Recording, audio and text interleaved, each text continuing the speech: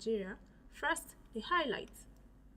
JAMB uncovers 6,000 tech-driven exams frauds. Police free 48 suspects in Kwara after probe. On the home front, Kwara records gains in best English and mathematics. On the foreign scene, UN warns Israel destroying Gaza's civilian infrastructure. On sports, Siasia bags Lukman Arokodare for Eagles' success. I am Najeebat Oyerinde, the news in details.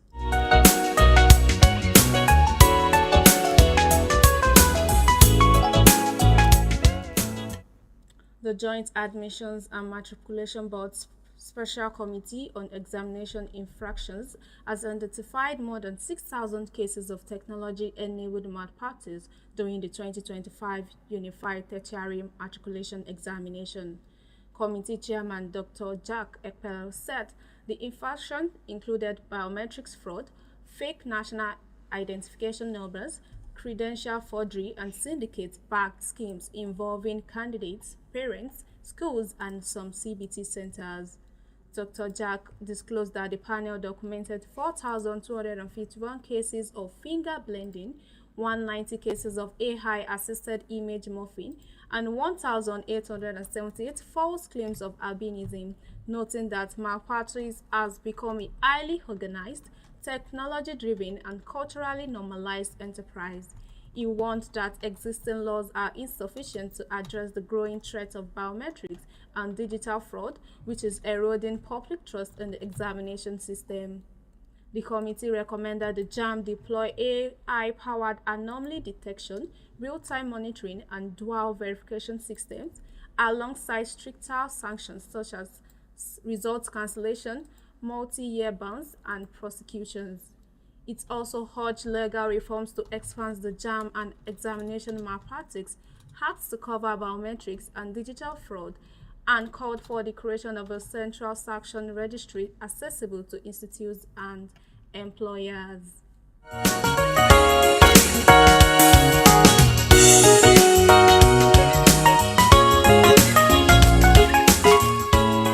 In another development, the Kwara State Police Command has released 48 men arrested on September 4 along the Alade-Oreke axis in Ifelodun local government area after finding no evidence linking them to criminal activity. The suspects, intercepted while riding in clusters on 14 motorcycles, were detained following intelligence shared with police and vigilance attached to the Office of the National Security Advisor.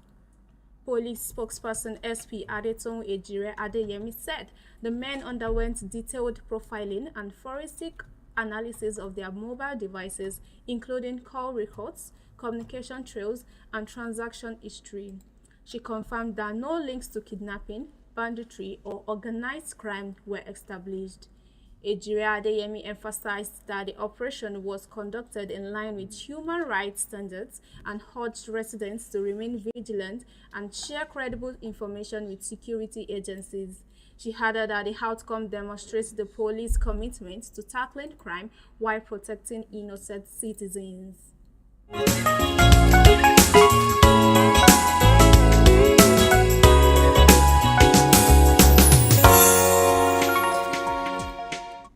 On the foreign front, the Kwara State government has released the 2025 Basic Education Certificate Examination results, showing higher pass rate in English, mathematics, and other core subjects alongside increased student enrollment. Commissioner for Education and Human Capital Development, Dr. Lawa Olongbebe, said the outcome reflects ongoing investment in the state's education sector. Between 2019 and 2025, enrollment grew by 27% from 45,761 to 57,787 candidates, with female participation rising slightly to 48.33%. In 2025 alone, enrollment increased by over 1,200 candidates, with attendance and performance improving across most subjects. Pass rate rose by 2.94 percentage points in English, 2.23 in mathematics, 4.51 in national values, 3.72 in history, and 3.33 in pre-vocational studies. Dr. Longbebe urged principals, parents, and guardians to collect results free of charge from the Ministry of Education starting September 11, warning against any extortion. He noted that the improvements showed the system is trending in the direct right.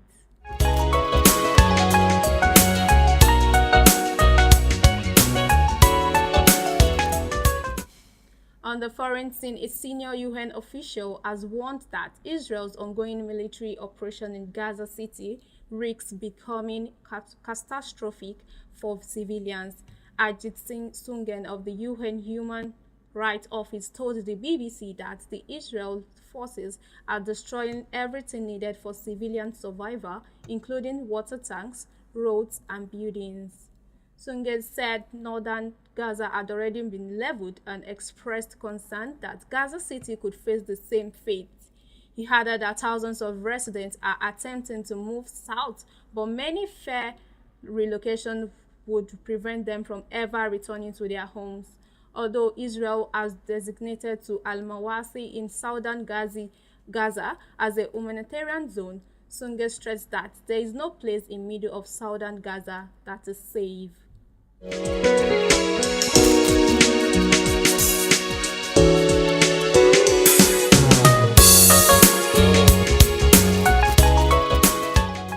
On entertainment, veteran actor Kanayo Kanayo has criticized a growing trend in Nollywood, particularly on YouTube productions, where popularity and physical appearances are prioritized over acting talent. In a video posted on Instagram, the 62-year-old star of Living in Bondage said he would use this platform to promote lesser-known but skilled performance. Kanayo said, warning that the industry risks repeating past mistakes when sponsors sideline talent actors for not being considered commercially attractive. He argued that the fixation on a few popular faces serves creativities and encourages new entrants into the industry. Kanayo reaffirmed his commitment to nurturing emerging talent through his YouTube channel, urging producers and audiences to embrace inclusivity over marketability.